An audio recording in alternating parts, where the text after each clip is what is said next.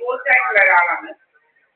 നമ്മളിങ്ങനെ ട്രാക്ക് ചെയ്യാൻ വേണ്ടിയിട്ടാണ് ഇത് ചെയ്യുന്നത്. ഇവനിങ്ങനെ ഇതുവഴി 10-20 പ്രാവശ്യം നമ്മുടെ വീടിന്റെ മുന്നിൽ കൂടെയാണ് അവരുടെ വീട്ടിലേക്കുള്ള വഴി. ഇങ്ങനെ നടന്നിട്ട് നമ്മുടെ വീട്ടിൽ വരുന്നു, വീടിന്റെ മുന്നിൽ കൂടെയാണ് അവന്റെ വഴി. അവനിവിടെ വന്ന് ഞാൻ വെറുതെ നിൽക്കുക, അങ്ങനെ എന്നിട്ട് നമ്മുടെ വീട്ടിലോട്ട് വരുന്നതാണെന്നൊക്കെ കഥകൾ ഉണ്ടാക്കുക. വലിയ ശല്യമായിട്ട് മാറിയിരിക്കും. പണ്ടും ഇതുപോലെ 2020 ഇതുപോലെ ഇവൻ നമ്മളെ കുറിച്ച് അനാവശ്യമായിട്ട് കഥകൾ ഉണ്ടാക്കുക. ഇപ്പൊ ആതിരാത്രിക്ക് വരാൻ ഇങ്ങനെ നടക്കുമായിരുന്നു. എന്തെങ്കിലും തെളിവുമെല്ലാം ഇരിപ്പുണ്ട്. ഫേസ്ബുക്കിൽ നമ്മൾ അപ്ലോഡ് ചെയ്യുമായിരുന്നു. ഇങ്ങനെ രാത്രിയിൽ 2 മണിക്ക് 1 മണിക്കൊക്കെ ഇങ്ങനെ പോയിട്ട് പറയും ഇത് എന്റെ വീട്ടിൽ വരുന്നതാണ്, ഞാൻ ഒറ്റയ്ക്കായിരുന്നില്ല. അപ്പോൾ ഇപ്പോഴും അതുപോലെ ഇങ്ങനെ നടന്നിട്ട് കഥകൾ ഉണ്ടാക്കുക നമ്മളെ കുറിച്ച്, അവൻ ഇങ്ങോട്ട് വരുന്നതാണെന്ന് പറഞ്ഞത്. വലിയ ശല്യമൊക്കെ അറിയുന്നത്. ബന്ധമൊക്കെയാണ് നമ്മളുമായിട്ട് ഭയങ്കര ശത്രുതയാണ്. പണ്ടേ ശത്രുതയുള്ളവരെ. എന്റെ അമ്മയുമായിട്ടൊക്കെ കോടതിയിൽ കേസൊക്കെ ഉണ്ടായിരുന്നു. എന്റെ അമ്മ മാത്രമേ ഉള്ളൂ. ഞാനും എന്റെ അമ്മയേ ഉള്ളൂ. നമ്മുടെ ക്യാമറ വരെ പോലെ 323 നമ്പർ SNDP അറിയില്ല. SNDP ഗുരുമന്ദിരം അറിയോ? അതിന് നേരെ കിഴക്ക് ഉണ്ടായിരുന്നു. ഈ നമ്മുടെ മുഖത്തൊക്കെ ഇങ്ങനെ മൊബൈലിലെ ആപ്ലിക്കേഷൻ വഴി ലേസറൊക്കെ അടിച്ച് പൊള്ളിക്കുന്നതിനെ കുറിച്ചൊക്കെ പറഞ്ഞിട്ടുണ്ടായിരുന്നു.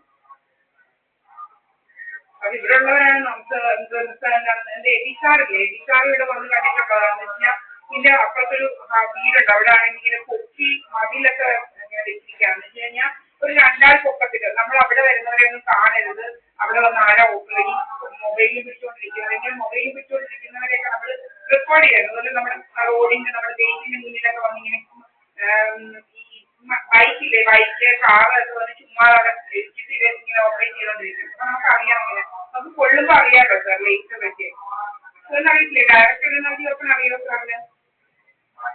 അത് വെച്ചാണ് ഇങ്ങനെ പൊള്ളിക്കുന്നത്. അന്നേരം നമ്മൾ അവർക്ക് റെക്കോർഡ് ചെയ്ത് നമ്മൾ വെച്ചിട്ടുണ്ടോ?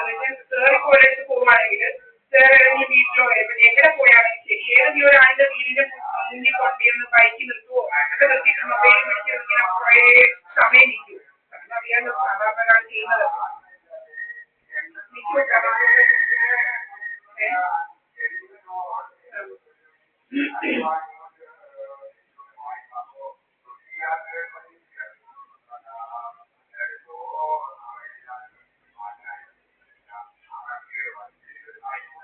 അങ്ങനെ ആരെങ്കിലും നിൽക്കുമോ അറിയാമോ? കുറെ നേരം നമ്മുടെ വീടിന്റെ മുന്നിൽ ഇപ്പൊ എല്ലാവരും ഇങ്ങനെ വന്ന് നമ്മുടെ വീടിന്റെ മുന്നിൽ തന്നെ നിൽക്കുക, യൂ ടേൺ എടുത്ത് പോവുക, ഇതെല്ലാം നമ്മൾ റെക്കോർഡ് ചെയ്തിട്ടുണ്ട്. ഇങ്ങനെ വലിയ ഇവന്മാരിങ്ങനെ ഇവര് നടക്കുക, നമ്മുടെ വീട്ടിൽ വരുന്നതാണ് കഥകൾ ഉണ്ടാക്കുക.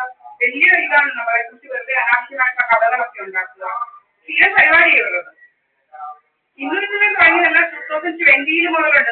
എന്നിട്ട് നമ്മുടെ വീട്ടിൽ കയറി പ്രമാണം എടുക്കാൻ വേണ്ടിയിട്ട് നമ്മളെ പിടിച്ചുകൊണ്ട് പോവുകയും നമ്മുടെ DVR ഒക്കെ എടുത്തുകൊണ്ട് പോവുകയും ചെയ്തു. ഇതൊക്കെ ഉള്ള DVR അതുവരെ നമ്മുടെ വീട്ടിൽ നമ്മൾ 50,000 രൂപ 7 CCTV ക്യാമറ ഉണ്ടായിരുന്നു. 5 എണ്ണം തല്ലി പൊട്ടിച്ച് എന്നിട്ട് നമ്മളെ പിടിച്ചുകൊണ്ട് പോയി നമ്മുടെ പ്രമാണം ഇവിടെ ഇരിക്കുന്നതെന്ന് പറഞ്ഞുകൊണ്ട് ഇവന്മാര് വിചാരിച്ചത്. എന്റെ പ്രമാണം ഞാൻ കോടതിയിൽ കൊണ്ടുവന്ന് വെച്ചിരിക്കുകയാണ്. ഇവന്മാരെ ശല്യം കാണാം. എനിക്കറിയാം ഇവന്മാര് വരെ ചെയ്യുന്നത്. ഞാൻ ഇവിടെ ഒറ്റയ്ക്കല്ലേ സാർ. അതുകൊണ്ട് അല്ലെങ്കിൽ നമ്മുടെ പ്രമാണം ഞാൻ എന്തൊക്കെയോ തീരുമാനം ഞാൻ എവിടെയോ വെച്ച് കാശെടുത്തെല്ലാം പുട്ടടിച്ചെന്നൊക്കെ പറഞ്ഞുകൊണ്ട് ആക്കി നമ്മളെ എന്നിട്ട് നമ്മളങ്ങ് ആത്മഹത്യ ചെയ്തെന്നൊക്കെ ഫിനാൻഷ്യൽ ക്രൈസിസ് സ്റ്റോറീസ് ഒക്കെ ഉണ്ടാക്കി നമ്മളെ അപായപ്പെടുത്താനായിരുന്നു ഇവന്മാരുടെ വേദകൾ. ഞാൻ ഡിവോഴ്സിലാണ്. അപ്പൊ അയാൾക്ക് എന്റെ സ്വത്ത് വേണം. 1 ഏക്കർ 46 സെന്റ് സ്ഥലമുണ്ട്. നമ്മളെ വളഞ്ഞു വെച്ച് ഉപദ്രവിക്കുക. അയാൾക്ക് ഇങ്ങനെ കിട്ടുന്ന വെച്ചാൽ അതിനകത്ത് അറിയിക്കും നമ്മൾ ഇവരുമായിട്ടൊക്കെ കണക്റ്റഡാണ്. നമ്മളെ കുറിച്ച് കള്ള കല്യാണങ്ങളൊക്കെ ഉണ്ടാക്കി. സാറിനറിയാമല്ലോ ഇങ്ങനെ ഇൻഷുറൻസ് ഒക്കെ ലൂട്ട് ചെയ്യുകയും പിന്നെ നമ്മളുടെ ഹസ്ബൻഡ് ആണെന്നൊക്കെ നമ്മൾ അറിയാതെ അവർ നമ്മുടെ വീട്ടിൽ വരിക. ഇവരെല്ലാം ഒരു കെട്ടാണ് അയൽക്കാരൊക്കെ. അപ്പൊ നമ്മുടെ വീട്ടിൽ അവൻ വരുന്നു എന്നൊക്കെ പറഞ്ഞ് കഥ ഉണ്ടാക്കിയിട്ട് അവന് വല്ല എഴുതി വെച്ചു എന്നൊക്കെ പറഞ്ഞുകൊണ്ട് കള്ളത്തരങ്ങളൊക്കെ സാർ ഇപ്പൊ തന്നെ എന്തെല്ലാം സംഭവങ്ങളാണ് നടക്കുന്നത്. സൊസൈറ്റിയിൽ പ്രമാണം വെക്കാത്തവർ 45 ലക്ഷം എടുക്കുമെന്നൊക്കെ സാർ കാണുന്നില്ലേ TV ഒക്കെ സാറേ? ഇതൊക്കെ എന്ത് നടക്കുന്നത് സാറിനെ ചിന്തിക്കാൻ പറ്റത്തില്ലേ സാർ? അതുപോലുള്ള നമ്മളെ പറഞ്ഞു വെച്ച് നമ്മൾ ആരും ഇല്ലാത്തവരാണ്. നമ്മൾ പോലീസിൽ പരാതിപ്പെട്ടാലും അവരൊന്നും ചെയ്യത്തില്ല. അങ്ങനത്തെ സ്ഥിതിയാണിപ്പോ. എന്താണെന്ന് വെച്ചാൽ നമ്മൾ അവിടെ കൊണ്ടുവന്ന് പരാതി തന്നതാണ് ഇതിനെക്കുറിച്ച്. നമ്മള് ഇപ്പം അമ്മ എബിസാറുണ്ടായിരുന്നു. ഇപ്പൊ ഒരു 2-3 ആഴ്ചയായിട്ടുണ്ടാവും. സാർ ഒരിക്കൽ വരികയും ചെയ്ത്. ഇല്ല സാർ ഒന്നും ചെയ്തിട്ടില്ല. പക്ഷെ സാറിവിടെ വന്നിട്ട് പറഞ്ഞു അവര് സാർ നമ്മളെ പോലീസ് ഓൺലൈൻ മാരേജ് ചെയ്താണ്ടൊക്കെ ഉണ്ടോ സാറേ? മാരേജ് എന്നൊക്കെ പറഞ്ഞുകൊണ്ട് ഏതാണ്ടൊക്കെ ഉണ്ടോ? അങ്ങനെയൊക്കെ എന്തോ PNR നമ്പർ ഇവരെന്തൊക്കെയോ ചെയ്യുന്നുണ്ട് അവിടെ. PNR നമ്പർ അറിയോ? PNR നമ്പറൊക്കെ OTP PNR നമ്പറൊക്കെ ഇതൊക്കെ മിസ്യൂസ് ചെയ്യുന്നൊക്കെ ഉണ്ട്. എന്ന് വെച്ചാൽ നമ്മുടെ ഫോൺ മിസ്യൂസ് ചെയ്യുക, നമ്മുടെ എന്തെങ്കിലും അതെല്ലാം ഉണ്ട് സംഗതികൾ. സാറേ ഇത് എങ്ങനെയാണെന്ന് പറയുന്നത് നമ്മുടെ സാറിനോട് ഞാൻ പറയട്ടെ, നമ്മുടെ സാറിന് ഇപ്പോൾ ഒരു ലാപ്ടോപ്പ് ഉണ്ട്. സാർ ഇവിടെ ഇരിക്കുവാണെങ്കിൽ ഇവിടുത്തെ സാറിന്റെ കുറച്ച് സ്റ്റേഷന്റെ ലൊക്കേഷനല്ലേ കാണിക്കുള്ളൂ. അങ്ങ് ദൂരെയുള്ള വല്ല ലൊക്കേഷൻ, കൊല്ലം ലൊക്കേഷൻ കാണിക്കുന്നത്. അതുകൊണ്ട് അതെല്ലാം നമ്മൾ റെക്കോർഡ് ചെയ്യും, നമ്മളെല്ലാം നോട്ട് ചെയ്ത് നമ്മൾ എനിക്ക് യൂട്യൂബിൽ ചാനലുണ്ട്, എല്ലാ സകല സംഗതികളും നമ്മൾ ഇട്ടിട്ടുണ്ട്. ഇങ്ങനെയാണ് സംഭവിക്കുന്നത്. ഞാൻ ഇവിടെ ഇരിക്കുന്ന എന്റെ ലാപ്ടോപ്പ് ഓൺ ആക്കുമ്പോൾ നമ്മുടെ ലൊക്കേഷൻ വരുന്നതാണ് കുന്നത്തൂര്, പിന്നെ കൊല്ലം, പിന്നെ നെടുമങ്ങാട്. ഞാൻ എന്റെ വീടിന്റെ വരെ ഫോട്ടോ എടുത്തിട്ട് ലൊക്കേഷനും മൊബൈൽ നമ്മൾ ലാപ്പിൽ കാണിക്കുന്ന ലൊക്കേഷൻ സൈഡ് എടുത്ത് തെളിവിനായിട്ട് വെച്ചിട്ടുണ്ട്. കാരണം നമ്മൾ ഒരു കാര്യം പറയുമ്പോൾ തെളിവ് വേണമല്ലോ സാർ അതിന്. പിന്നെ നമ്മുടെ ക്യാമറ ഓഫ് ചെയ്യുക, എന്നിട്ട് നമ്മൾ അത് കറക്റ്റായിട്ട് ഞാനിന്റെ വെളിയിലോട്ട് പോയി നമ്മുടെ ഗേറ്റ് വരെ പോയി തിരിച്ചു. ആ സമയം കൊണ്ട് നമ്മുടെ ക്യാമറ ഓഫ് ചെയ്തിട്ട് പിന്നെ ഞാൻ കഥകളെന്ന് പറഞ്ഞു കഴിഞ്ഞാൽ എന്റെ ഹോൾ ക്യാമറയാണ് ഓഫ് ചെയ്തത്. നമ്മുടെ ഹോളിനകത്ത് ക്യാമറ ഉണ്ട്. ഞാൻ തിരിച്ചു വന്നിട്ടില്ല നമ്മുടെ കഥ ഉണ്ടാക്കാനാണ് ഇവന്മാർ അതൊക്കെ ചെയ്യുന്നത്. കറക്റ്റുള്ള പോയിന്റിലാണ് ഇവന്മാർ ഇതൊക്കെ ചെയ്യുന്നത്.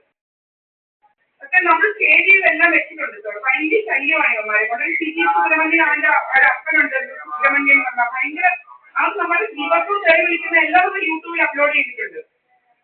ഏറ്റവും നല്ല ലാംഗ്വേജ് ആണ് യൂസ് ചെയ്യുന്നത്. നമ്മളൊരു അഡ്വക്കേറ്റ് ആണ്. നമ്മളെ ഈ കല്യാണം കഴിച്ചവനും അഡ്വക്കേറ്റ് ആണ്. നമ്മൾ ഡിവോഴ്സ് ചെയ്തവനെ. കാരണം കല്യാണം കഴിച്ച ഫസ്റ്റ് ടൈം വന്ന് നമ്മളെ അബ്യൂസ് ചെയ്യാൻ തുടങ്ങിയതാണ്. പിന്നെ നമ്മൾ കോടതിയിൽ പോയി പറഞ്ഞുകൂടെ തിരിച്ചു പോകുമ്പോൾ എനിക്ക് 103 പവനൊക്കെ തമ്മിൽ കല്യാണം കഴിക്കുന്നത്. നമ്മൾ തിരിച്ച് കോടതിയിൽ നിന്ന് പോകുന്നുണ്ട്. ഇവൻ പറയുക നീ നിന്റെ 2 ലക്ഷം പൂര ഇത് വിറ്റ് ഈ കാറ് വിറ്റ് ബാങ്കിലിട്ടാ നീ വരച്ചിട്ട്. അപ്പൊ ഞാൻ ചെല്ലരുത് എന്ന് പറയുമ്പോഴേ ഇവര് എന്നെ കല്യാണം കഴിച്ചത് എന്തോ ഒരു ബോധമായിട്ടുള്ള ഒരു ലക്ഷ്യത്തോടെയാണ്. കാരണം എന്നോട് കോടതിയിലുള്ളവർ പറയുമായിരുന്നു, കായംകുളം കോടതിയിലാണ് ഞാൻ പോയത്, നിന്നെ ദീപ ഇവിടുന്ന് തന്നെ കല്യാണം കഴിക്കും, ഒരു ലേഡി അഡ്വക്കേറ്റ്. അപ്പൊ ഞാൻ നിങ്ങൾക്ക് എങ്ങനെ അറിയാം ഇവിടുന്ന് കല്യാണം കഴിക്കുന്നത് പറയാൻ നിങ്ങൾക്ക് എങ്ങനെ അറിയാമെന്ന് ചോദിച്ചു. അവര് പറഞ്ഞാൽ അതൊക്കെയാണ് നിങ്ങളെ ഇവിടുന്ന് തന്നെ കല്യാണം കഴിക്കുന്നത്. അതങ്ങനെ നിങ്ങൾക്ക് പറയാൻ പറ്റില്ല എന്നെ ഇവിടുന്ന് തന്നെ ഇത്ര സ്ട്രോങ് ആയിട്ട് എങ്ങനെ.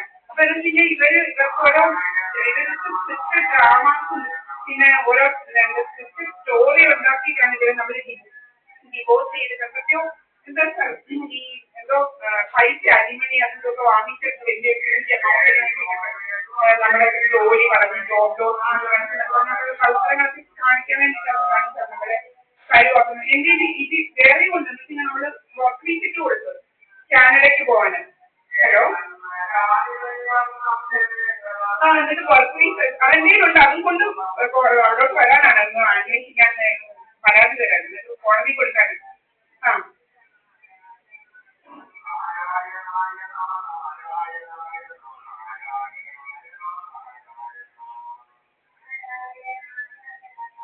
സാർ നമ്മൾ വർക്ക് വിസിറ്റ് കൊണ്ട് 2021 2,37,000 രൂപയാണത്.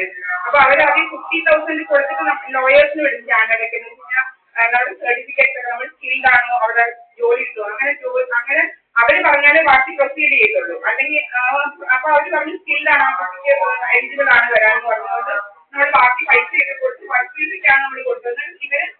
ഇവന്മാരെല്ലാം നമ്മുടെ ഫോണിലുള്ള കാര്യങ്ങളെല്ലാം അറിയാം. അങ്ങനെ നമുക്ക് വിസ തരാതെ അവർ ജസ്റ്റ് വിസിറ്റേഴ്സ് വിസിറ്റ് അപ്ലൈ ചെയ്ത് റിജക്ട് ആക്കി. വിസിറ്റേഴ്സ് വിസിറ്റ് അപ്ലൈ ചെയ്ത് ക്രൈറ്റീരിയ നമ്മൾ മീറ്റ് ചെയ്യണം. കാരണം നമ്മുടെ ബാങ്കിൽ ഇത്ര പൈസ വേണം എന്നൊക്കെ കുറെ കാര്യങ്ങളുണ്ട്. അതൊന്നും ഇവർ നമ്മളെ കൊണ്ട് ചെയ്യിക്കാതെ മനഃപൂർവ്വം റിജക്ട് ആക്കിയിട്ട് എന്തൊക്കെ ജോബ് ലോസ് ഇൻഷുറൻസ് എമൗണ്ട് ഒക്കെ വാങ്ങിച്ചെടുത്തിട്ടുണ്ടാവുക. ഇതുപോലെ കളകൾ ഉണ്ടാക്കി നമ്മുടെ കയ്യിലുണ്ട്. ഞാൻ ഇവിടുന്ന് പേടിച്ച് ഡൽഹിക്ക് പോയി.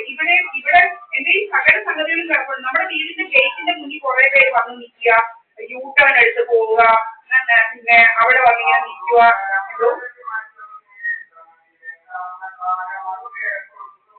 സാറിന്റെ പേരെന്താ? സാറവിടെ പോലീസാണോ എന്തോ സാറിന്റെ ഡെസിഗ്നേഷൻ? ആരും ഒന്നും ചെയ്തില്ല സാർ. ഞാൻ അവിടെ കൊണ്ടുവന്ന് പെറ്റീഷൻ തന്നാണ്. ഞാനിപ്പോ പെറ്റീഷൻ ഒന്നുകൂടെ കറക്റ്റായിട്ട് ചെയ്തില്ല. കാരണം എനിക്ക് കോടതിയിൽ കൊടുക്കണം, ഹൈക്കോടതിയിൽ കൊടുക്കാനുണ്ട്. കാരണം ഇത് പുതിയൊരു ടെക്നോളജി യൂസ് ചെയ്താണല്ലോ നമ്മുടെ ഉപദ്രവിക്കുന്നത്. അപ്പം സയന്റിഫിക് ആയിട്ടുള്ള നല്ല അറിയുന്നവർ വേണം ഇത് ഹാൻഡിൽ ചെയ്യാൻ. കാരണം ഇതിന് കുറച്ച് എനിക്ക് സ്ട്രെസ് കൊണ്ടിരുന്നു വെച്ച് കഴിഞ്ഞാൽ technology and science and technology rules the world എന്ന്. അതുകൊണ്ട് സയൻസിലും ടെക്നോളജിക്കലും നിങ്ങളെ ഹെൽപ്പ് ചെയ്യാൻ പറ്റത്തുള്ളൂ എന്നാണ് ഒരു